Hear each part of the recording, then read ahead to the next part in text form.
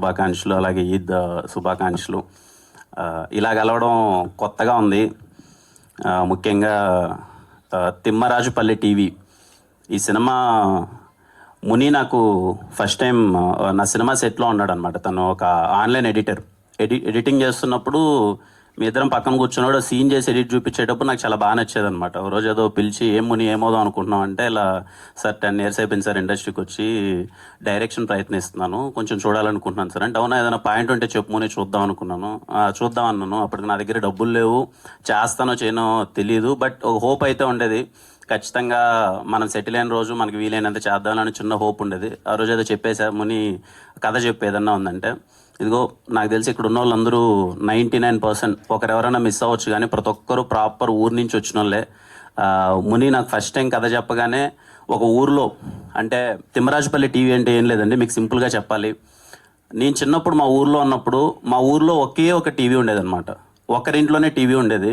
మేమందరం సాయంత్రం అయిపోగానే అందరం స్కూల్ నుంచి వచ్చో, లేకపోతే మా అమ్మ నాన్న, లేకపోతే అందరూ కూలి పని చేసుకున్నా, లేకపోతే ఊరోళ్ళందరూ పరిగెత్తుకుంటూ ఇంటికి వచ్చి సాయంత్రం ఆ టీవీ దగ్గరికి వెళ్ళి, ఆ ఇంట్లో ఎవరింట్లో అయితే టీవీ ఉందో ఆ ఇంటి దగ్గరికి వెళ్ళి సరదాగా అందరూ కూర్చొని ఎప్పుడెప్పుడు వాళ్ళు టీవీ ఆన్ చేస్తారని చెప్పి కూర్చొని చూసేవాళ్ళు అనమాట. అలా ఒక ఊరికి ఒకే టీవీ ఉంటే ఆ టీవీకి ఎంత ఇంపార్టెన్స్ ఉంటుందో అలాంటి ఒక సంఘటన ముని ఊర్లో జరిగింది.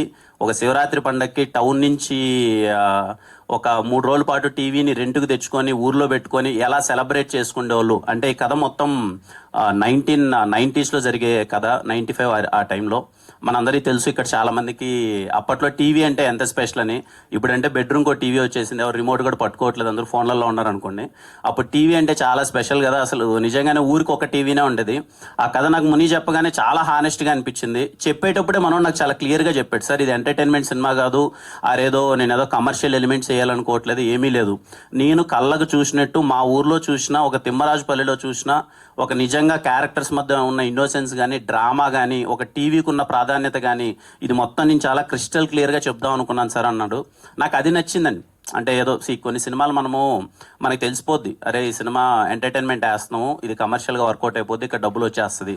ఇంకొన్ని సినిమాలు ఏంటి జోనర్ అని తెలిసిపోద్ది. ఇది మాత్రం హానెస్ట్గా ఒక ప్యూర్ అటెంప్ట్ చేద్దాం. నాకున్న దాంట్లో ఈ సినిమా ఏమి పెద్ద బడ్జెట్స్తో తీసింది కాదు, లేకపోతే పెద్ద పాయింట్తో తీసింది కాదండి. నాకు వీలైనంత వెరీ స్మాల్ బడ్జెట్లో, very thin line, very small point.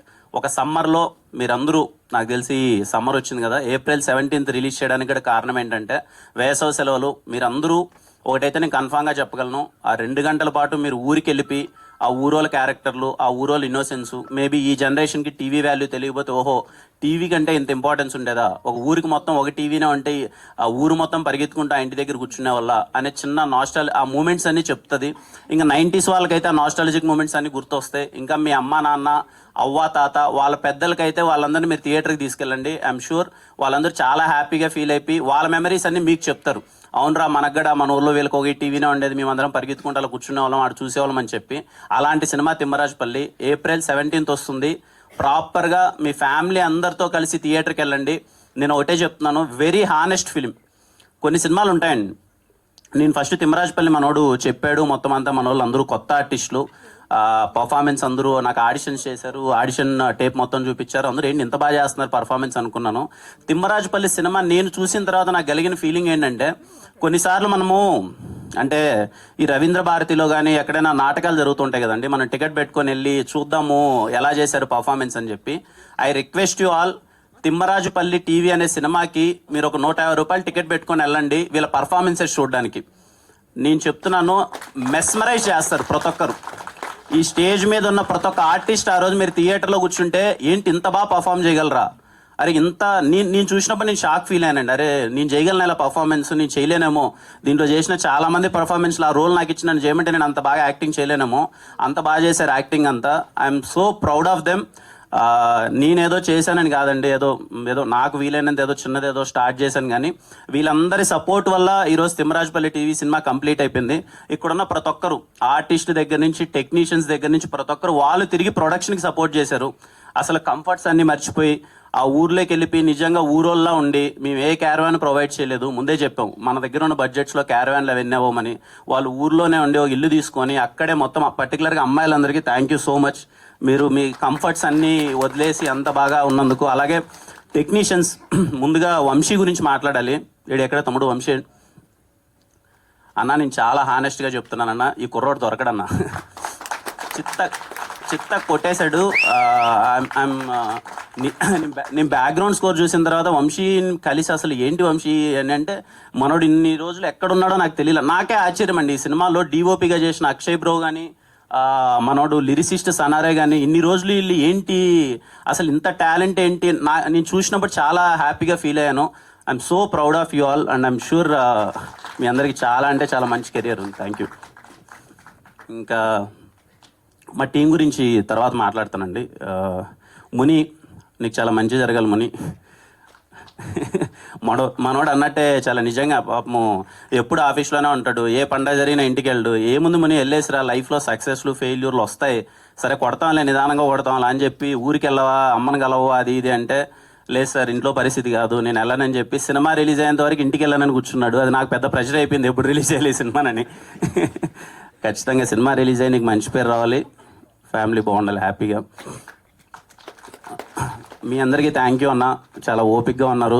Sorry మీ టైం ఏదన్నా చిన్న కిల్ అంటే, ఎందుకంటే కొత్త వాళ్ళందరూ వాళ్ళు ఏదో మాట్లాడాలని ఉంటుంది కదా, తలా 1 minute టైం తీసుకున్నారు. థ్యాంక్ యూ సో మచ్ ఇంత పేషెంట్గా ఉన్నందుకు. ఇంకా మిగిలిన వాళ్ళ అందరి గురించి మళ్ళీ మాట్లాడతాను. ఈ సినిమాను ప్రొడ్యూస్ చేసిన తేజ బ్రో గురించి మాట్లాడాలి. He's my friend. తనకి ఇలా ఒకటి చేస్తున్నాం అనగానే నేను పార్ట్ అవ్వాలను అన్నాడు. తను యుఎస్లో ఉంటాడు. ఖచ్చితంగా he'll be proud of it. ఒక మంచి సినిమా తను పార్ట్ అయినందుకు. అలాగే ఇందాక సాయిది మాది నా ఫస్ట్ సినిమా లాక్డౌన్లో ఏదో అలా ఒకరోజు మనోడు చెప్తుంటే ఇప్పుడు గుర్తొస్తుంది నాకు. ఒకరోజు చిన్నగా అలా వాకింగ్కి వెళ్తున్నప్పుడు ఏమవుదాం అనుకుంటున్నావు సాయి అంటే, నా ఆర్టిస్ట్ అవుదాం అనుకుంటున్నాను. అప్పటికేదో చిన్న షార్ట్ ఫిలిం చేశాడు మనోడు, కెమెరా అసిస్టెంట్గా అది ఇది ఉండేవాడు. ఇంకా సరే ప్రొడక్షన్లో ఏదో మనకు వీలైన బడ్జెట్లో ఏదో చేద్దామని చిన్న ప్రయత్నం అయినప్పుడు సినిమా అంతా అయిపోయింది. హీరోగా ఎవరిని పెడదామని థాట్ వచ్చినప్పుడు మా వాళ్ళందరూ ఉంటుంది కదా, ఇంకా బిజినెస్ కానీ అది కానీ, వీళ్ళని పెడితే అది అవుతామో వీళ్ళని పెడితే అది అవుతుందేమో అని. నేను ఫస్ట్ ఒకటే అనుకున్నాను, నాకు తెలుసు ఆ ప్రెజర్, అంటే ఫస్ట్ సినిమా ఆపర్చునిటీ ప్రెజర్ నాకు తెలుసు. అందుకే వీలైనంత వరకు నా సినిమాలు ఎక్కడే కానీ కమర్షియల్ ఆస్పెక్ట్కి వెళ్ళకుండా, ఇన్ని రోజుల నుంచి అంటే ఒక అబ్బాయి ఒక కెమెరా అసిస్టెంట్గా ఎంత తపన పడుతున్నాడు, తనకి యాక్టింగ్ ఇంట్రెస్ట్ కానీ ఫినాన్షియల్ ప్రెషర్ వల్ల రోల్ చేసుకుంటున్నాడు అని చెప్పి ఎవరో ఎందుకు మన సాయినే హీరోగా పెట్టి చేద్దామని సాయినే హీరోగా పెట్టాను తిమ్మరాజుపల్లి టీవీలో. అంటే నా ఉద్దేశం ఏంటంటే అండి, ఏదో మనం ఏదో చేసేస్తున్నాం అన్నీ ఏం లేదు, కానీ నాకు వీలైనంత హోప్, నాకున్నంతలో నాకు వీలైనంత హోప్. నేను అన్ని సినిమాలకు వెళ్తుంటాను కదా, చాలా సెట్స్లో చూస్తూ ఉంటాను. నేను షార్ట్ ఫిల్మ్స్ చేసేటప్పుడు చాలా సందర్భాల్లో అనుకున్నాను, ఈ అబ్బాయి ఎక్కడ ప్రదీప్ ఏడి, ఈ అబ్బాయి నేను షార్ట్ ఫిల్మ్స్ చేసేటప్పుడే 2016, 2017 ఈ అబ్బాయి పర్ఫార్మెన్స్ చూసి నేను చాలా షార్ట్ ఫిలిమ్స్లో నేను యాక్ట్ చేద్దాం అనుకున్న షార్ట్ ఫిలిమ్స్లో ఈ అబ్బాయి ఆల్రెడీ హీరోగా ఉండేవాడు. నేను వెళ్ళి అడిగేవాడిని, అన్న నాకు ఇవ్వచ్చు కదా ఆపర్చునిటీ అంటే, ఈ అబ్బాయి చేసే పర్ఫార్మెన్స్ నువ్వు చేయలేవని చెప్పాను వాళ్ళు. నిజంగా ఇతను చేసే పర్ఫార్మెన్స్ నేను చేయలేనండి. అంటే షార్ట్ ఫిలిమ్స్లో తన పర్ఫార్మెన్స్ నేను చూసి ఏంటి చిత్త కొట్టేస్తున్నాడు ఏంటి ప్రదీప్ అని, ఎందుకు ఇన్ని రోజులు ఈ అబ్బాయికి అవకాశం రాలేదన్న విషయం నాకు తెలియదు. నాకు అర్థమైనంతలో చిన్న విషయం ఏంటంటే, నేను చాలాసార్లు షార్ట్ ఫిలిమ్స్ అన్నీ అయిపోయేటప్పుడు నేను చాలా సందర్భాల్లో చెప్పాను, కృష్ణానగర్లో ఉండి మేము వచ్చినప్పుడు షార్ట్ ఫిల్మ్స్లో హీరోలోకి 50-60 మంది హీరోలు ఉండేవాళ్ళు. ఎక్కడ చూసినా సరే ఎవరు నువ్వు అంటే హీరో అనేవాళ్ళు, ఎవరంటే షార్ట్ ఫిల్మ్ హీరో. అలా నేను ఒక్కరిని. అందరం ప్రయత్నించే వాళ్ళం, కానీ తిరిగి చూస్తే ఒకరు ఇద్దరు కూడా లేరు, అందరూ వెనకాల వెళ్ళిపోయారు. అదే అండి చిన్నది, భయానికి ధైర్యానికి చిన్న ఒక థ్రెడ్ ఉంటుంది కదా. నాకు ఐ రిక్వెస్ట్ ఎవ్రీవన్, నేను చాలా సందర్భాల్లో చెప్తుంటాను, అది లైట్ మ్యాన్ అవ్వచ్చు, కెమెరామ్యాన్ అసిస్టెంట్ అవ్వచ్చు, లేకపోతే మీడియా నుంచి అవ్వచ్చు, ఎనీ క్రాఫ్ట్, మీరు భయానికి ధైర్యానికి చిన్న థ్రెడ్ ఉంటుంది కదండి. ఎవరైనా హీరో అవ్వాలనుకున్నా సరే, టాప్ డైరెక్టర్ అవ్వాలనుకున్నా సరే, ఆ భయాన్ని వదిలేసి ధైర్యానికి ఒక అడిగేయండి, అందరూ అయిపోతారు. ఆ చిన్న హోప్ ఏదో నాకు వీలైనంత ఇవ్వాలేనండి. ఈరోజు సాయి హీరో అయ్యాడు. ఈరోజు నేను ఇంకా నెక్స్ట్ సినిమా ఈ ఇయర్లో ఇంకో 2 సినిమాలు అవుతున్నాయి. ఆ సినిమా ద్వారా ఒక 20 మంది హీరోలు బయటకు వస్తారు. బికాజ్ క్రికెట్ బ్యాక్డ్రాప్ కాబట్టి అందరూ ఇంపార్టెంట్ క్యారెక్టర్స్. వీలైనంత అందరినీ కొత్త వాళ్ళని ఆడిషన్ చేస్తున్నారు. అదేదో పెద్దగా ఏదో చేస్తున్నా అన్న ఉద్దేశం కాదని చిన్న హోప్, ఎవరు ఏదో అవ్వాలనుకున్న అవ్వచ్చు అన్న ఒక చిన్న హోప్. ఎందుకంటే చాలా సెట్స్లోకి వెళ్ళినప్పుడు చూస్తుంటాను, ఎక్కడో లైట్ బాయ్ అని ఉంటాడు, లేకపోతే ఎక్కడో ఏదో అమలాపురం పాలకొల్లు నుంచి ఒక ఊరి నుంచి వచ్చేసి ఉంటాడు. ఏం చేస్తున్నావు తమ్ముడు అంటే, అన్న సెట్ అసిస్టెంట్గా ఉన్నాను అంటాడు. కానీ తన కోరిక ఏంటి అంటే 2 నిమిషాలు పక్కన కూర్చొని మాట్లాడితే తన కోరిక ఏంటి అన్న ఆర్టిస్ట్ అవుదామని వచ్చానన్న అంటాడు. కానీ అక్కడ చూస్తే సెట్ అసిస్టెంట్గా. అలాంటి అబ్బాయికి కూడా హోప్ రావాలి, అరే నేను హీరోని అవ్వచ్చు, ఇక్కడ హీరోని అవ్వాలంటే పెద్ద ఏం లేదు. నాకు తెలిసి ఒకవేళ కే ప్రొడక్షన్లో నేను ఎంతవరకు చేస్తానో, నాకున్న డబ్బుల్లో కానీ నేను ఎంత ఎదుగుతానో, నాకున్న డబ్బుల్లో మాత్రం నేను చేస్తే హీరోలు కానీ ఆర్టిస్టులు కానీ అందరూ అంతే. చాలా ఇదిగో చాలా అంటే చాలా చిన్న స్థాయి నుంచి వచ్చిన వాళ్ళు ఉంటారు కదా, వాళ్ళకి వీలైనంత మందిని ఆర్టిస్టులు కానీ టెక్నీషియన్స్ కానీ వాట్ ఎవర్ చేయడానికి ప్రయత్నిస్తాను. ఖచ్చితంగా దానికి మీ అందరి సపోర్ట్ ఉండాలి. థ్యాంక్ యూ అండి, థ్యాంక్ యూ సో మచ్ ఈవెంట్కి వచ్చినందుకు. ఇదిగో ఇంతమందిని మీరు ఆదరిస్తారని కోరుకుంటున్నాను. మళ్ళీ మళ్ళీ చెప్తున్నానండి, కొన్ని సినిమాలు డబ్బుల కోసం చేస్తాం, కొన్ని సినిమాలు ఇది. Thimmarajupalli TV is a very very very honest film. రేపు మీరు థియేటర్లోకి వచ్చి కూర్చున్న తర్వాత అరే ఒక విలేజ్లో జరిగే ఒక సస్పెన్స్ డ్రామా ఇంత హానెస్ట్గా ఎలా తీశారా, ఇంత క్వాలిటీగా ఇంత టెక్నికల్ ఆస్పెక్ట్స్తో ఎలా తీశారా అన్నట్టు ఉంటుంది. మీ అందరికి బాగా నచ్చుతుంది. అందరం April 17th థియేటర్లో కలుద్దాం.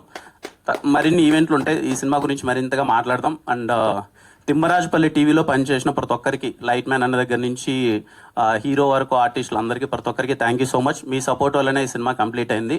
And thank you all, thank you.